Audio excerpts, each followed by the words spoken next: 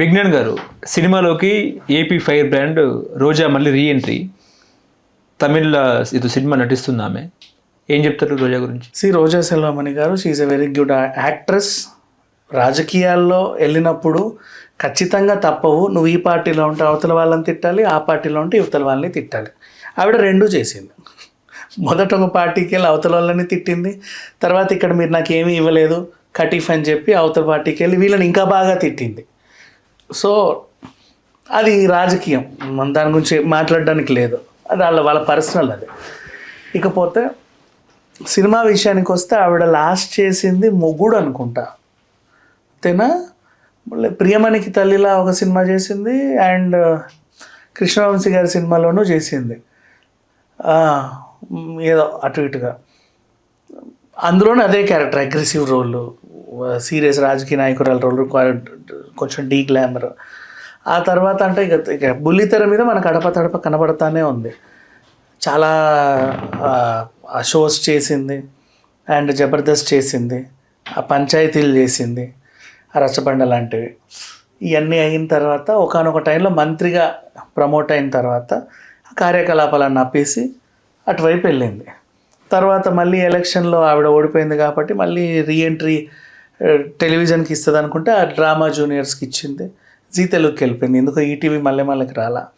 Jabardasth reunion పెట్టినా సరే 12 సంవత్సరాలు అందరూ వచ్చారు. అంతకుముందు మాట అనుకున్న వాళ్ళు కూడా అందరూ వచ్చారు, అలిగిన వాళ్ళు, వెళ్ళిపోయిన వాళ్ళు. But she didn't come. It's okay. తర్వాత ఇప్పటికీ జీ తెలుగులో ఉంది. పండగల పబ్బాలు మొన్న మహిషాసుర మర్దినిలా కూడా డ్యాన్స్ వేసింది. సో అట్లా టీవీలో అలరిస్తూ ఉంది. అండ్ తన కెరీర్, తను ఏం చెప్పింది జబర్దస్త్లో ఉన్నప్పుడు, నాకు మనీ నీడ్ చాలా ఉండిద్ది, జబర్దస్త్ నాకు కొంచెం ఫైనాన్షియల్గా సపోర్ట్ చేసింది. ఎమ్మెల్యే అయిన తర్వాత నేను కొద్ది గొప్ప నిలదొక్కున్నాను. ఆ తర్వాత మినిస్టర్ అయ్యాక ఏమో సంపాదించుకుంది. నవ్వు తను మళ్ళీ ఇప్పుడు సాధారణ మనిషిలాగా వచ్చేసింది.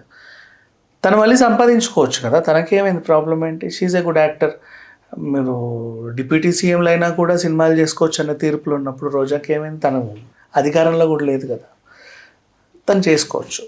సో ఇప్పుడు తమిళ సినిమా చేస్తుంది.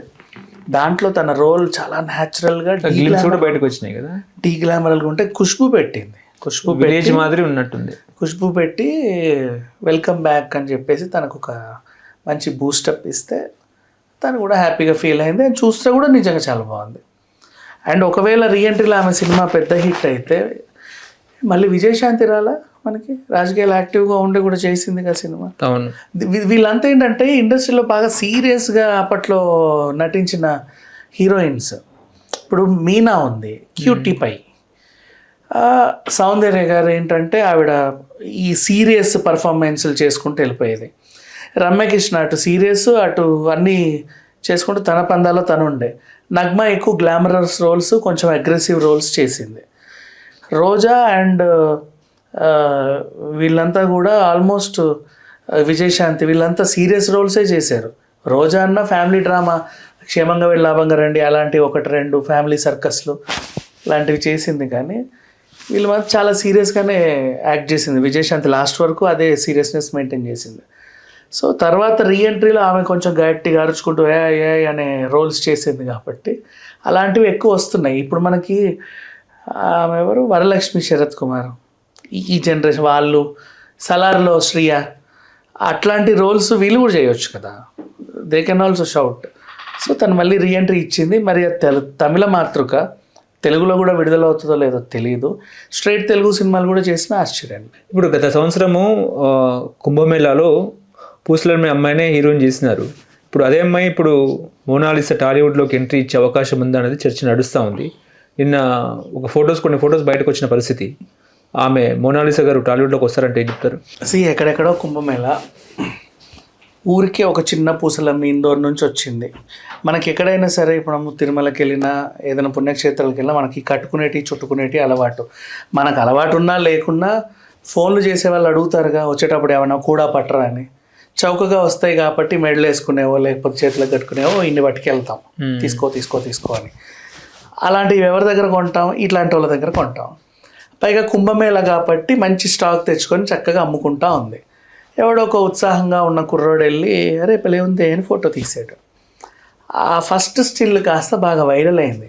దాన్ని ఏఐలో కూడా తీసుకొచ్చి అసలు ఆమె ఎవరో కాదు, మఫ్టీలో ఉన్న ఐపీఎస్ ఆఫీసరు, అసలు ఆమె ఇది ఆమె అది కావాలనే అక్కడ ఉంది, కుంభమేళాన్ని దులిపేస్తుంది, ఇట్లా పెట్టేశారు. బట్ ఇట్స్ ఓకే, బాగానే ఉంది కదా అనుకున్నారు. ఎవరో ఒక ఆవిడ వచ్చి మేక్ ఓవర్ కూడా చేసింది. 45 days ఉంది కదా, ఈలోపే బాగా వైరల్ అయిపోయింది. మేక్ ఓవర్ చేసి నాన్న నేను ఎలా ఉన్నానో చూడు అంటే పాపం ఆయన 4 దన్నేసి నడు ఇవేం వేషాలు, నువ్వు ఇంటికి వెళ్ళిపో అన్నాడు ఇండోర్కి. పాపం వ్యాపారం కాస్త మూట కట్టుకొని వెళ్ళిపోవాల్సి వచ్చింది. తర్వాత డైరెక్టర్ ఒక ఆయన ఉత్సాహం చూపించి ఇంటికి వెళ్ళి మరి కన్విన్స్ చేసుకొని పిల్లని కొంచెం యాక్టింగ్ అండి బాగుంటుంది అది అంటే సరే అని కన్విన్స్ అయ్యారు. అంతవరకు బాగానే ఉంది సినిమా, ఓకే. మరి ఆ పిల్లకి నటన రాదే, నేను నేర్పిస్తా అని చెప్పి తీసుకెళ్ళాడు. కూడా పెద్దనాన్న వీళ్ళు కూడా వచ్చారులే. అక్కడ మళ్ళీ ఏం జరిగింది, ఆ తీసుకొచ్చిన వాడి మీద లైంగిక వేధింపుల కేసు ఒకటి పెట్టారు. వేరే అమ్మాయి ఏదో రైల్వే స్టేషన్లో ఆవిడని కలిసి ఏదో చేశారని. మరి ఇక్కడ ఈ అమ్మాయి ఇతన్ని నమ్ముకొని ఉంది కదా, మరి ఈమె భవిష్యత్తు ఏంటో అనుకో. ఆయన జైలుకి వెళ్ళిన తర్వాత సరే ఇంకా పోదాం పదా అనే టైంకి ఒక పాట చేసి పోండి, ఎలాగ ఇక్కడ దాకా వచ్చారు కదా అని చెప్పి ఎవరో అడిగితే ఒక మంచి సాంగ్ చేసింది. బాగా ఆ సాంగ్ హిట్టే, హిందీ సాంగ్ బాగుంటుంది. ఒక మంచి ఫోటో, ఆవిడ కూడా మేక్ ఓవర్ బాగా చేసి గాగ్రా చోలీలో ఒక మంచి మెలోడీ.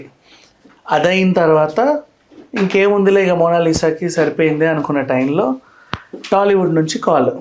ఒక చిన్న సినిమా, చిన్న నిర్మాత, గతంలో ఏకేపీకే ఏదో సినిమా చేశారు, 1-2-3 సినిమాలు తీశారు. హీరో కూడా 1-2 సినిమాలు నటించాడు. ఇప్పుడు వాళ్ళతో కొత్త సినిమా, తక్కువ బడ్జెట్. ఇప్పుడు తక్కువ బడ్జెట్ అంటే ఒక కొత్త హీరోయిన్ పెట్టుకున్నా నాకు ఇంత అవుతుంది, దానివల్ల మోనాలిసానే తేవచ్చు కదా అన్న ఆలోచన వచ్చింది. నిజంగా మంచి ఆలోచన. మోనాలిసా పేదింటి అమ్మాయే, నాకు ఇంత కావాలి అని అడగదు. ఆమెకు నోరు ఇంకా రాలా పాపం. అంటే మేబీ ఫ్యూచర్లో అడుగుద్దామో కానీ ఇప్పుడైతే అడగదు. ఆ టైంలో గతంలో ఏమైంది, ఆమె ముంబైకి వచ్చినప్పుడు వచ్చే ముందు ఒక నగల దుకాణం ఆయన కూడా తీసుకెళ్ళాడు, కత్తిరించుకున్నాడు. పాప నీ మెడ బోసిగా ఉందని చెప్పి 10 లక్షల నగేసాడు మెడలో. తర్వాత అంతో కొంత రెమ్యునరేషన్స్తో కొంచెం హాయిగా ఉంది. ఇప్పుడు టాలీవుడ్ తీసుకొచ్చారు వీళ్ళు. సో ఈ సినిమా ఈమె సెంటర్ ఆఫ్ అట్రాక్షన్.